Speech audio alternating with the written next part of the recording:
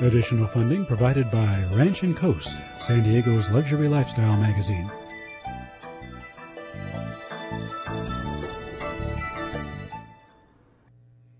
The views and opinions expressed on this program are solely those of the participants and do not necessarily reflect those of the Del Mar TV Foundation or the City of Del Mar.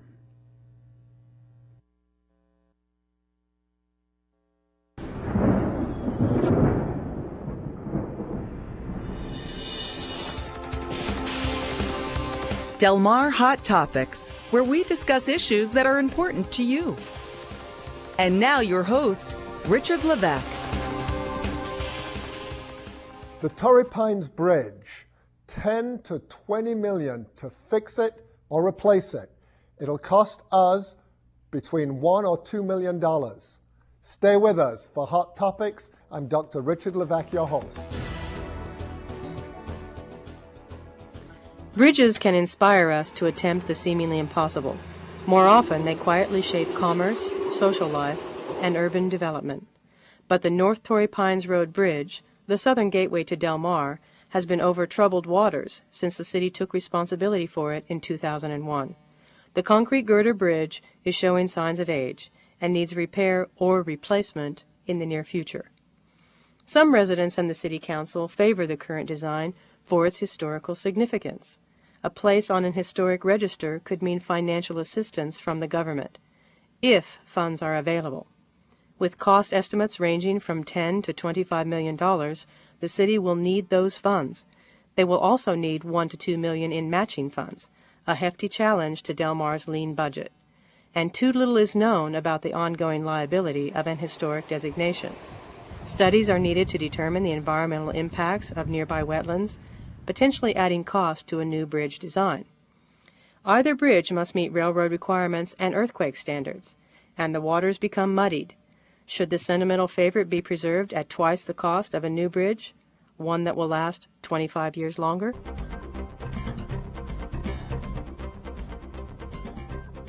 Joining me today to talk about the Torrey Pines Bridge are Jerry Hoffmeister, Morgan Scuddy, Crystal Crawford, our present mayor, and our past mayor, Mark Whitehead.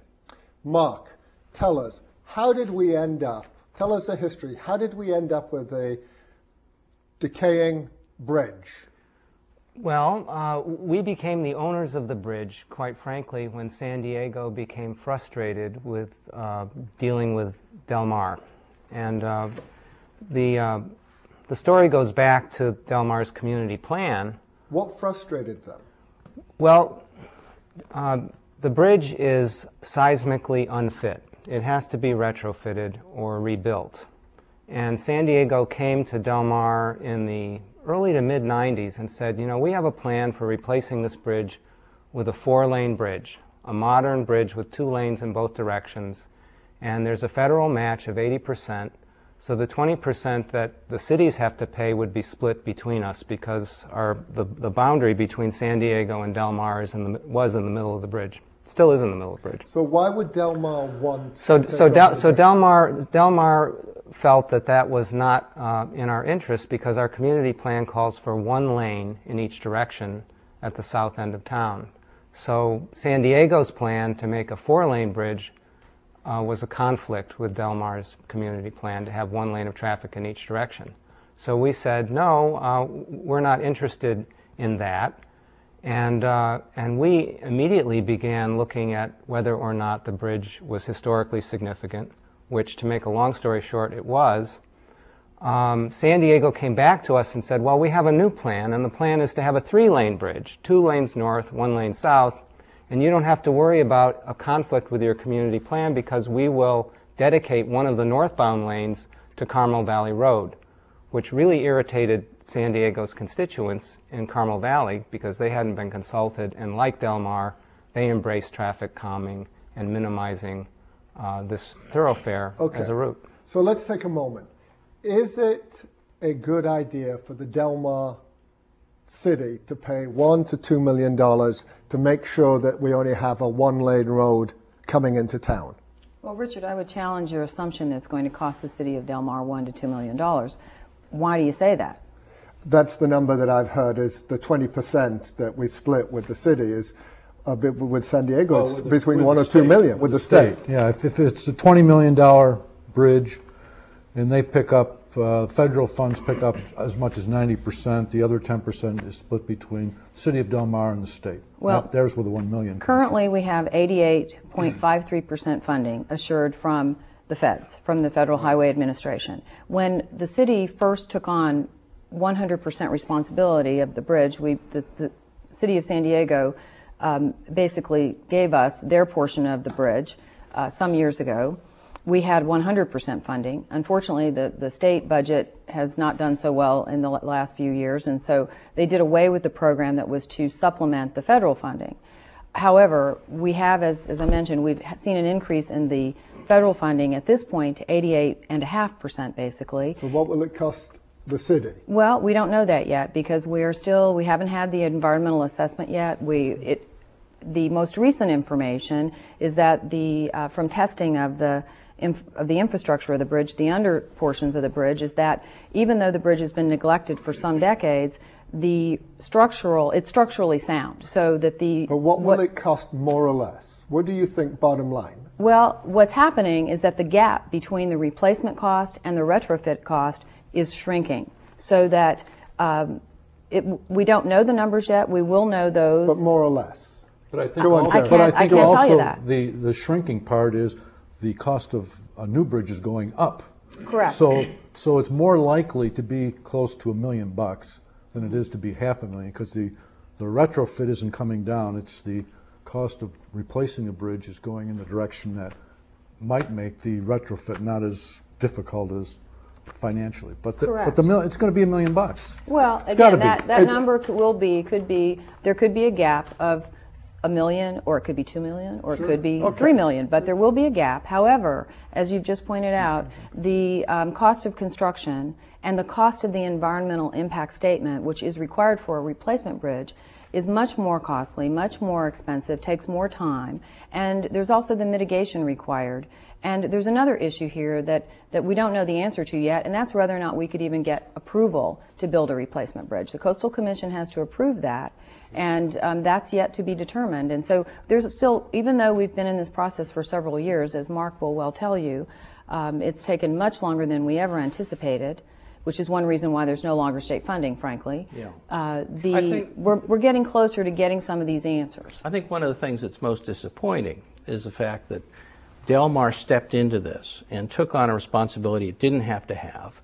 Had it not taken that step and had not taken the bridge would be built along with the other bridge. The deal would be done. There would be no cost to the city of Del Mar. And all these years would not have been wasted in terms of the manpowers and resources of the city of Del Mar. I mean, just think of the man hours and the people that are involved. I know you have committee meetings, you have volunteers. All those things could be focused on other issues that really relate more to the quality of life in Del Mar than one bridge. And that's not to say that you're free to choose those things, and obviously the city did at the time, and now we have the conundrum of working our way out of this problem. But it is nonetheless extremely disappointing to the people who are looking at it and say, what a waste of money, what a waste of time, what a waste of resources. Well, I guess it depends on how you define waste, because you mentioned quality of life. Well, I think Del Mar has a history of taking charge of its life, that's why we're a city in 1959. It already has 2 lanes. Whether that bridge had 2 lanes or 3 lanes or 4 lanes, the road coming in is going to be 2 lanes. It's already been done. It's already been accomplished. So if you said your goal was you had a problem with the number of lanes of the bridge, that was silly. I mean, it was already resolved. So it didn't affect the quality of life. It really did not. You're actually leaving out one aspect that the city has worked hard to preserve, and I would say to your complaint that things take time, I would say that as a rule, Del Mar does things well because it takes time with them, and it involves the public. Why? So let me just add one thing that hasn't been mentioned here, and that is the historic significance of the bridge and the fact that aesthetically and architecturally it's a valued resource. And it's in a setting that is pretty much unparalleled throughout the country. It's an absolutely gorgeous oceanfront setting, and the bridge has certain characteristics that have inspired people to promote it as historic. Even that has a question in my mind, because if you look at the bridge, the elements that you see from the side, and the only place you can really see it from is in the city of San Diego. You can't even see those elements from Del Mar.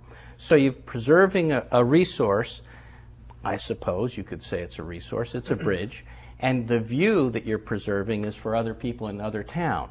And yet we're stuck with it. Jerry, you have something. Yeah, I'd like this historic thing. I think it's a beautiful bridge, and I can sense that some people in our community would really want to preserve it. I have two things that concern me. The statement's been made that the community is behind this. I'd like to know how did we determine that the community was behind it? And then secondly, if in fact the community is behind it, are they willing to accept the fact that if it's historically designated, we might have to preserve the bridge, and if that cost is twice as much as, or even $2 million more than replacing it, is it a good use of our funds?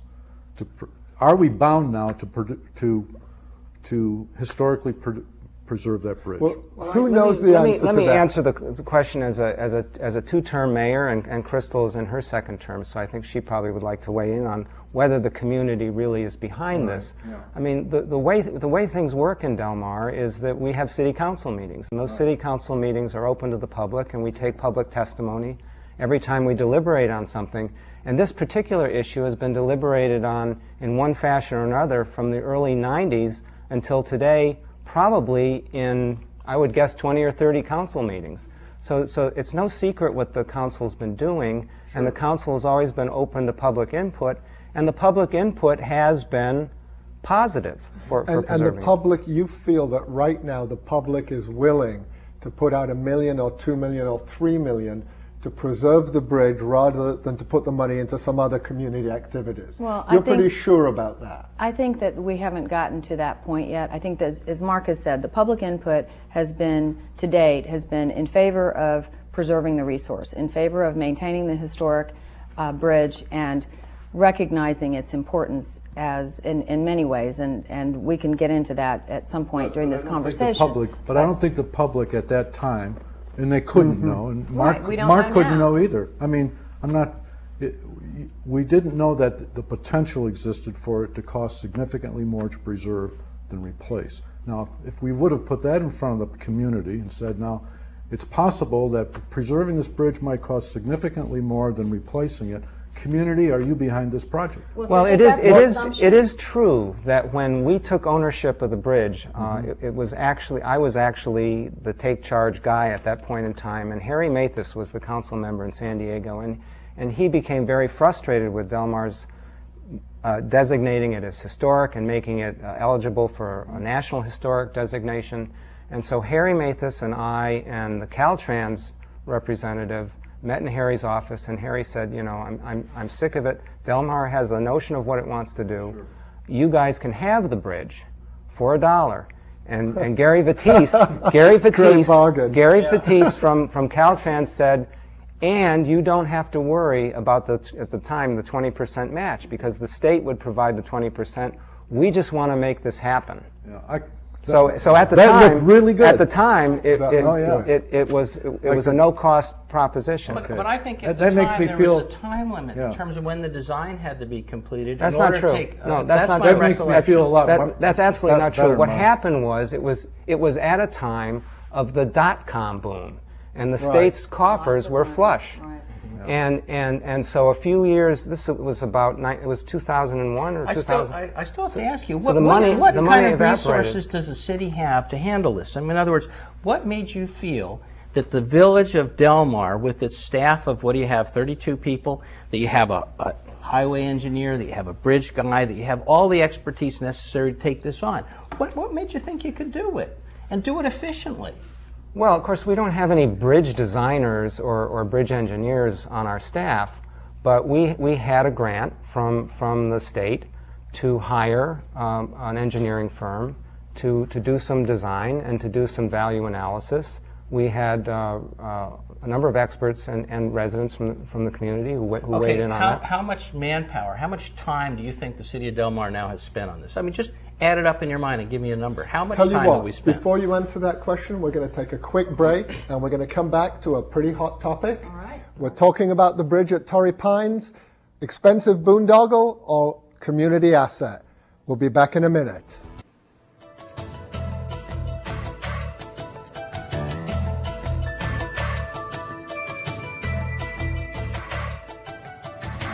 Got an idea for hot topics? We'd love to hear from you. Comment on past shows, suggest ideas or participants for new ones. Help us make it better for you.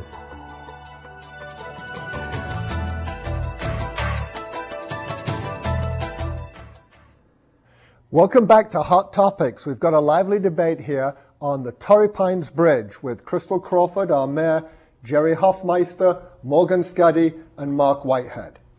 Let's go back to a question you asked and no one answered.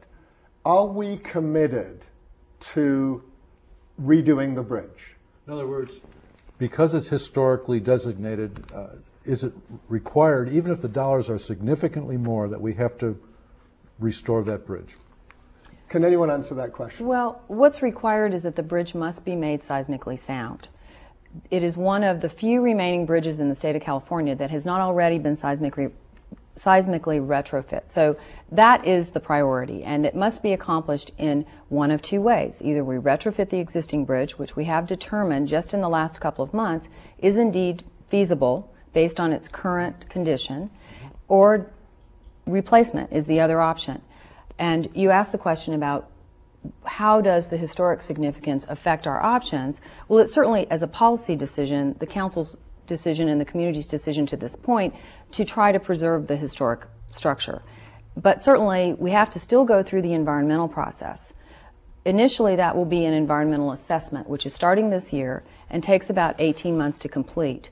As we get through that process, then we'll have a much better idea what the differences in cost will be, because as part of that environmental assessment, the option for replacement will be carried through that process. Okay. So, and as I mentioned earlier, the cost differential we know is already shrinking. The current condition of the bridge is much better than thought. The cost of the actual cost of repairs required for retrofit is much diminished as opposed to previous projections. We will also have a much better idea about what the cost of replacement will be. Crystal, where's your heart? Do you want the bridge, even if it's $1 million, $2 million, $3 million?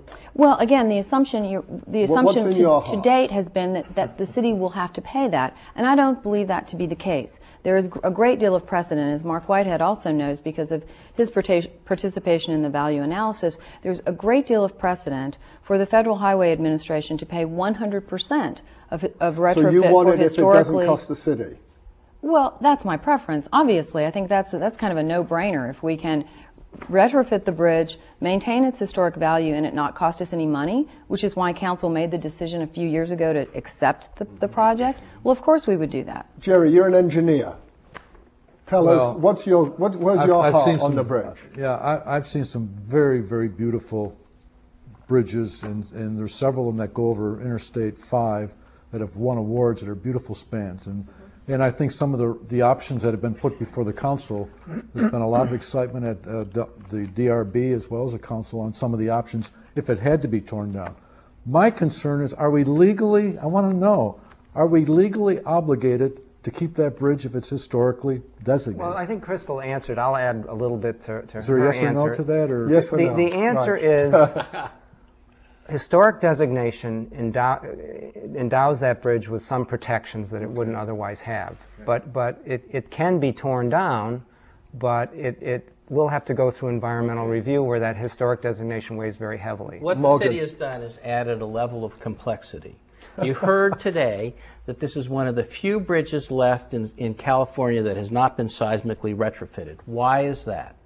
We're looking at the people right here, our city council, and their decision on how to handle this problem. I would add it's the only bridge in its vicinity that was eligible for historic designation because of its features. I mean, there were bridges to the north and bridges to the south. But the decision to that historically designate it was a decision that somebody made, and I was the city council. Yeah, I presume it was you two.